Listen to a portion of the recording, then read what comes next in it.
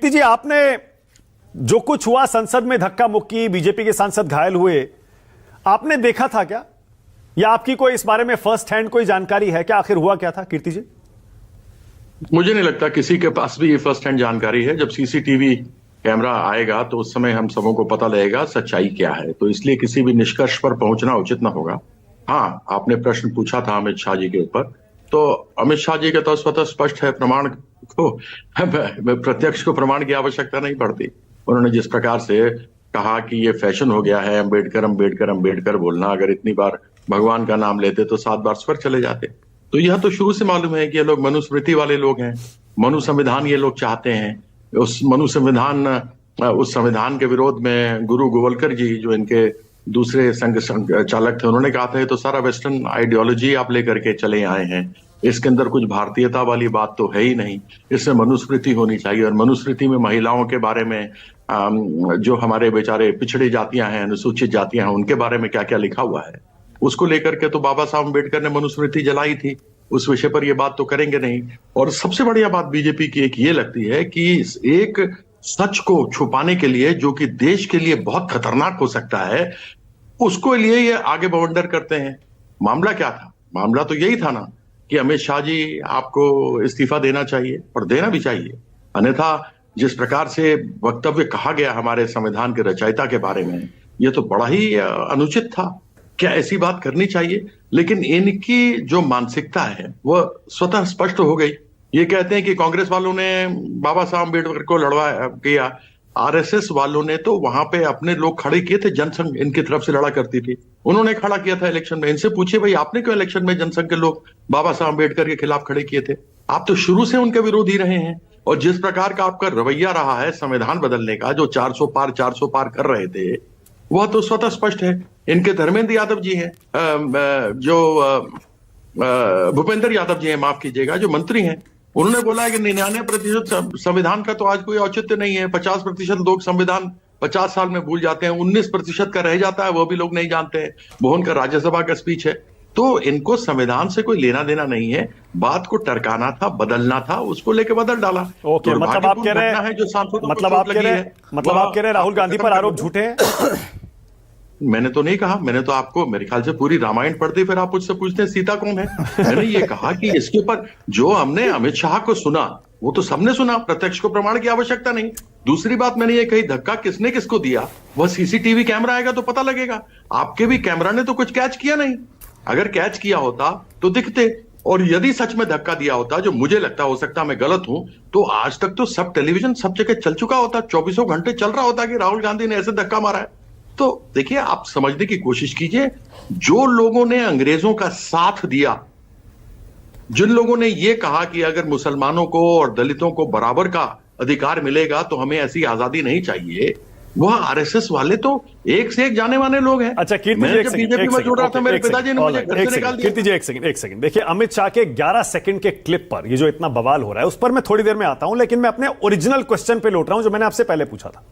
आप कह रहे हैं सीसीटीवी से क्लियर हो जाएगा राहुल गांधी ने क्या किया, किसी के पास सबूत नहीं है, इसीलिए आप उस स्थिति में नहीं है कि आप कुछ कह सकें। लेकिन कीर्ति जी, कहना भी नहीं चाहिए। हाँ, लेकिन कीर्ति जी, मुझे ऐसा लगता है कि टीएमसी अब राहुल गांधी पर कुछ बोलने से बचती भी है, और खासतौर से आप बचते हैं जब से आपने वो मुद्दा उठाया, और उसके बाद पूरी टीएमसी के बाकी नेता भी उठाने लगे कि इंडिया गठबंधन का नेतृत्व ममता बनर्जी को करना चाहिए, कांग्रेस को नहीं करना चाहिए। उसके बाद से इंडिया गठबंधन की दरारें सबके सामने हैं।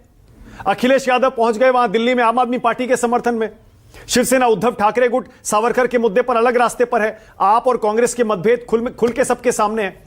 ऐसे में आरोप यह लग रहा है कि आप लोग बीजेपी को घेरने के लिए अमित शाह के बयान को, 11 सेकंड के क्लिप को मुद्दा बना रहे हैं, जबकि पूरी कहानी, पूरी क्लिप कुछ और कहती है।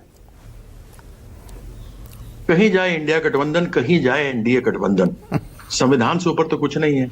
और बाबा साहब अंबेडकर का जो अपमान किया है, जो घृणित बोल बोले हैं अमित शाह ने 11 सेकंड के, क्या वह आप समझते कि उचित हैं? क्या उसके ऊपर पूरे देश के अंदर हल्ला नहीं हो रहा है?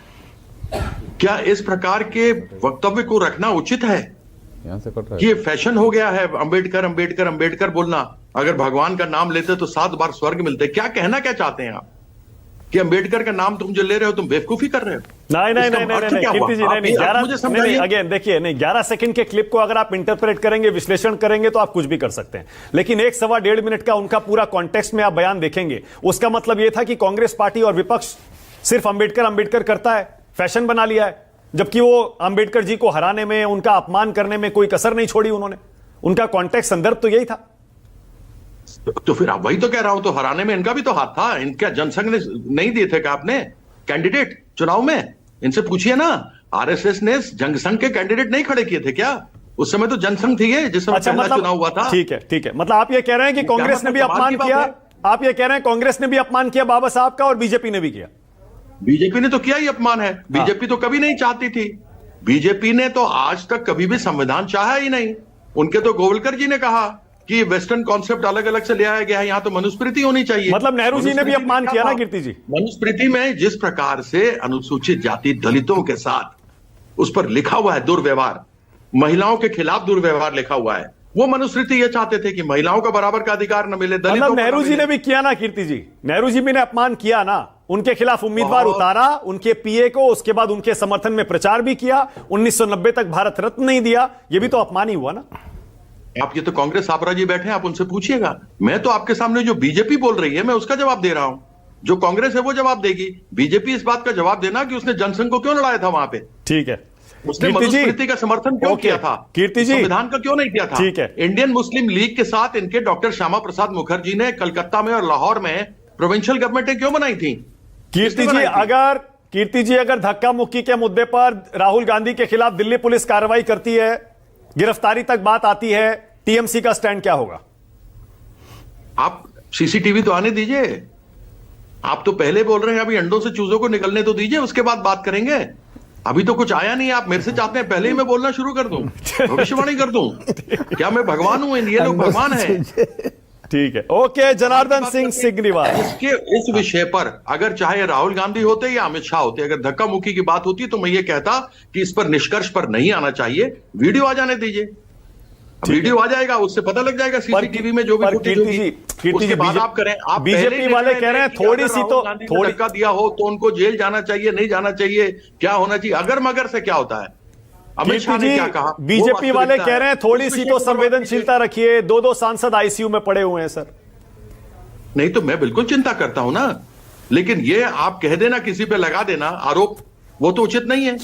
मैंने तो जब इनके भ्रष्टाचार के ऊपर आरोप लगाया था दिल्ली क्रिकेट संघ के ऊपर, तो वो तो मेरे दस्तावेज नहीं थे, सरकारी थे। उसके बाद भी इन्होंने मुझे निकाला ना, तो न खाऊंगा ना खाने दूंगा, तो एक जुमला था, उसके अलावा और क्या था? ओके जनार्दन जी।